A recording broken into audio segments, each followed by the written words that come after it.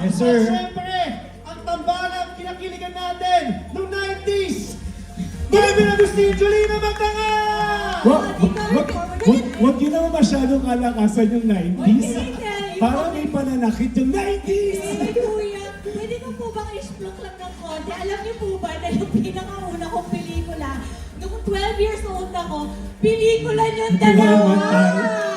Maglabasa ng numbers dito, Ang sakit 90s, dito. 12 years Ang sakit ng old. 12 anyos. Oo!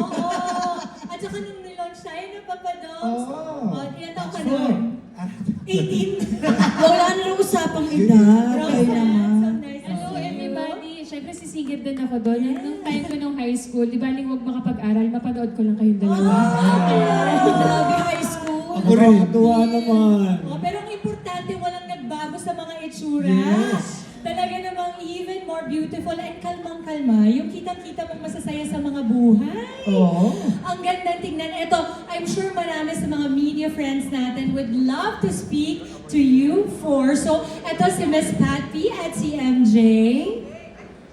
Alright. Hello! Nice to see Jolens, Marvin, Roxanne, and Dominic. At excited na yung una nating press friend, si Nikki Wang from Manila Standard.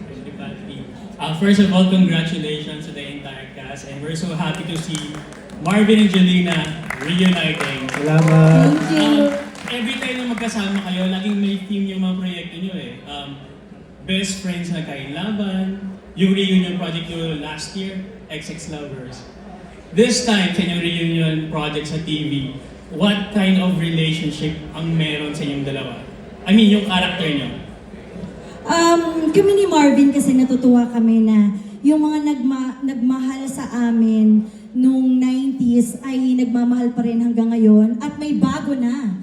Yung mga anak na nila ay minamahal na kami. Kumbaga nakakatuwa na parang pag nakikita kami ni Marvin, yes, naalala nila ang throwback, nostalgia, pero every time kaming magkakasama ni Marvin at meron kaming project na gagawin, excited kami kasi bago yung, kumbaga, ipinapakita namin as Marvin, Jolina, and as Marjo.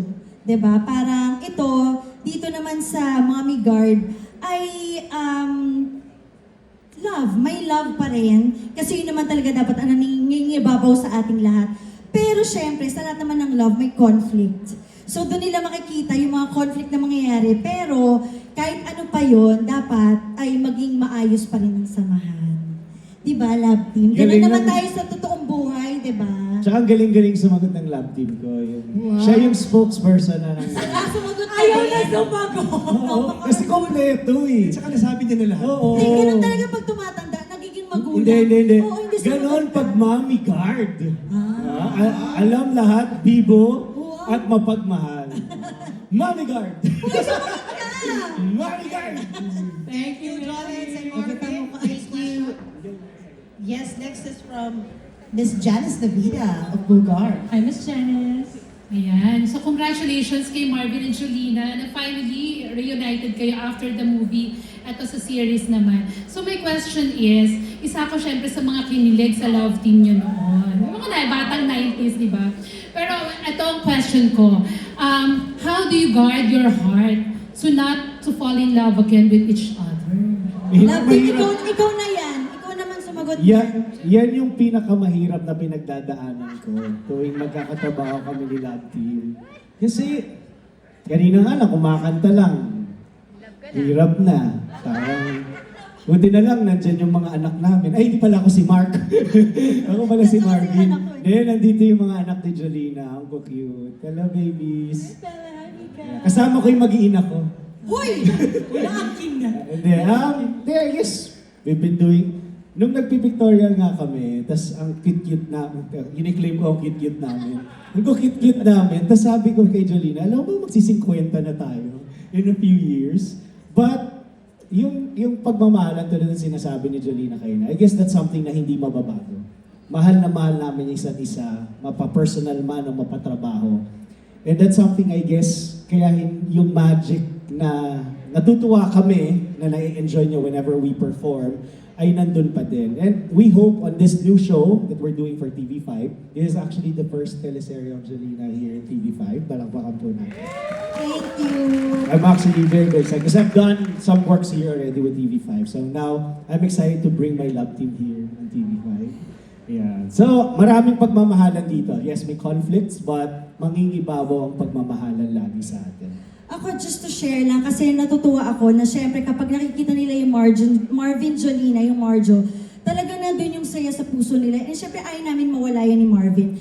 Pero gusto rin namin iparamdam sa mga nanonood na ang aming samahan ay napapanahon. Kumbaga nag-evolve din na parang nung bata pa kami, ganito talaga yung mga awayan noon hanggang sa nung nagkaroon na kami ng family sa kanya-kanyang side, and kung ano rin yung mga pwede nilang i-relate sa aming samahan ni Marvin, napapanahon din. Kaya nandito pa rin kami hanggang ngayon. Sobra kaming thankful sa lahat ng mga nagsusupport, na sumusuporta at susuporta dahil mapapanood tong Mommy Girl. Mommy Guard! Thank you. Mommy Guard! Thank you, Miss Janice. Next question from Miss Rose mula po sa Marites University and PEP. Ayan. Si Rose naman pala to. Institusyon na po ito. Sa true. Hi, Ate Rose. Sabi ko na, hello. Ate Rose. We love you, Ate Rose. Yes, feeling ko nasa gimmick lang tayo. Yeah. Yeah. Marvin and Jolina, anong feeling niyo na hanggang ngayon pinagkakakitaan niyo pa rin ng love team niyo? Grabe naman sa pinagkakakitaan. Actually, yun yung usapan namin ng Victorial. Kaya sabi ni Love Team, uy, medyo baguhin naman yung acting. Sabi ko, wag na, yan nga yung binibili sa atin. Todo lang natin this time. Kasi nasa TV5 na tayo. So, isang level up ng kiligan, pagmamahala ng mapapanood. Kasi TV5 to, di ba? Gusto ko yung sinagot mo. Uy, Rose, isasama ko na yung sarili ko kasi O, sige. parati akong karugtong nito. Alam mo, Third wheel ka pala. third wheel ako dito since I started. So, ayan. Pinagkakakitaan Pinagkakita ko rin lang. Di ba? Parang ano yan? Spider-Man. Todo-todo natin Avengers. Hanggat kaya pa. Parang ang daig niyo na sila. Talaga ba? Oo. Feeling ko din. Forever love team. Hindi, seryoso. Parang nagawa niyo ng lahat as a love team. Di pa, marami pa kami Except gagawin. bed scene. Hoy! Yan na. Dito sa Mommy Guard. Kasi mature na kami dito eh.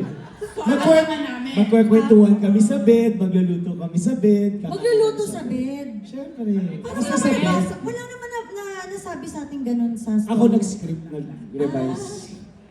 Pelevica, cover your ears. Andiyan nga pala sila. Okay na raw. Pwede kay Roxanne din. At, Sige po! Ayan. Hi, Roxanne. Hi, Ate Rose. Good to see I you. heard na parang you signed up here in TV5. So, magbabalik ka na talaga. Yes, it's the best time to, ito na talaga yung comeback. Sana. Yeah, so, and happy dahil kasama ko ulit si Kuya Doms. So parang feeling ko nagkakaroon na kami ng ng chemistry ng dalawa. Kasi from last show, Uy, ang magkasama asawa mo si tayo. Marvin, di Yung ako. ex naman kita dito, ex-husband. So Ah. pwede.